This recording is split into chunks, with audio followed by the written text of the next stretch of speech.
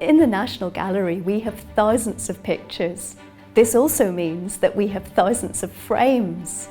We've got a framing department here who work tirelessly to find the right frames for our pictures. And as all our visitors will know, most of the frames in the collection include gold.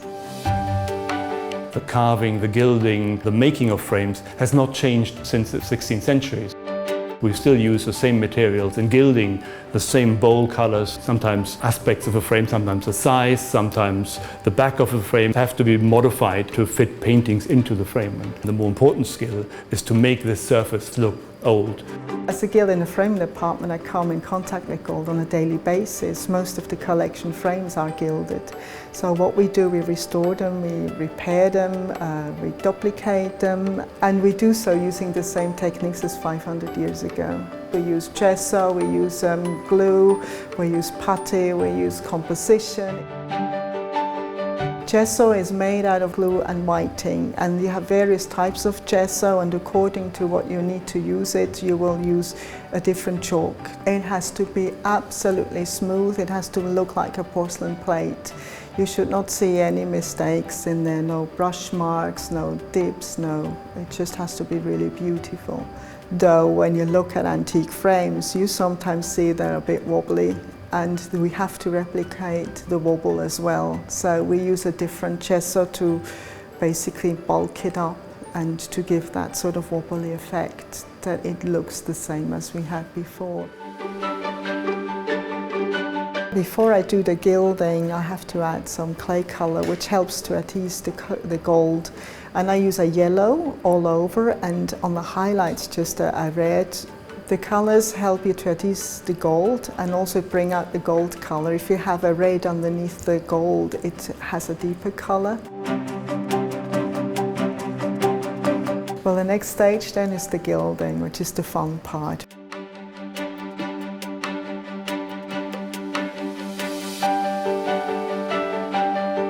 You get your gold leaf, you cut it, and then you add a bit of water onto your clay color and you put the leaf down with a tip.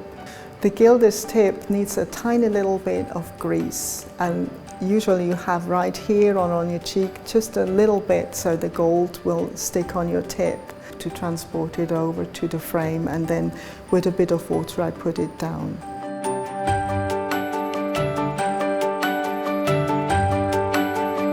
So once the gold is flattened and dried, about 4 hours later you can start burnishing with an agate stone, and you can really make the gold come alive. It's just magnificent.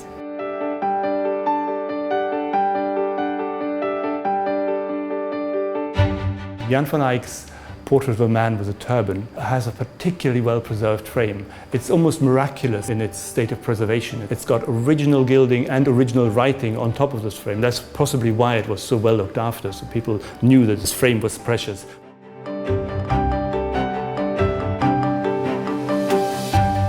Well, I love this tondo, which means a circular painting. I like the shape, and also I like the way the frame is applied onto the flat surface. So you've got the carved wood, the rope that goes around it, then you've got the pressed pastilla, and then you've got the dripped pastilla. And also here you can see a little imperfection. When you look at this pattern here, you can just see where the gilder ended it up. It just didn't quite fit, so you had to cut half of the flower off. On the flat surface, what they did is making a little drop gesso, pastilla that's slightly raised. And also you see the little imperfection on the halo, because there's nothing worse than making a circle when you punch a circle. And sometimes you get disturbed and you see a little slip here and there, and I love it because you can see the man-made work here.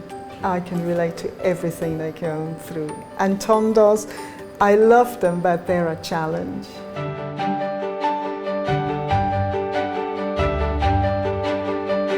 So here we are in front of Sebastiano del Piombo's Raising of Lazarus, a very important picture in the gallery. It's one of the largest pictures we have, and it was part of the foundational collection of the National Gallery in 1824, when it was given the inventory number NG number 1. It's a painting that is difficult and very dense and very large, and it has a new frame. Well, what was the starting point for making this frame is that the predella, the bottom part of this frame, has survived in Narbonne, in the cathedral where this painting was painted for originally. So we knew exactly what a quarter of the original frame would have looked like. By chance we acquired the top of an enormous altarpiece at an auction in Italy, and that combined with the knowledge about the predella made us think about making a frame for such a big painting. So it consists of extraordinarily a recreation of the bottom part of the original frame and parts that all point back to the 16th century.